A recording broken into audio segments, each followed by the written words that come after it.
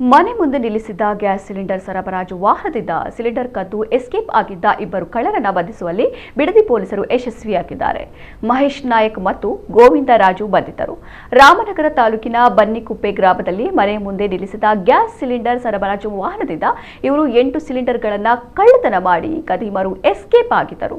ಈ ಕುರಿತು ಬಿಡದಿ ಪೊಲೀಸ್ ಠಾಣೆಯಲ್ಲಿ ಪ್ರಕರಣ ದಾಖಲಿಸಲಾಗಿತ್ತು. ಸದ್ಯ ಕಾರ್ಯಾಚರಣೆ ನಡೆಸಿ ಇಬ್ಬರು ಆರೋಪಿಗಳನ್ನು ಬಂಧಿಸಿ ಆರೋಪಿಗಳಿಂದ 8 ಗ್ಯಾಸ್ ಸಿಲಿಂಡರ್ಗಳು ಮತ್ತು ಕೃತ್ಯಕ್ಕೆ ಬಳಸಿದ ಒಂದು ಬೈಕ್ ಅನ್ನು ವಶಪಡಿಸಿಕೊಳ್ಳಲಾಗಿದೆ.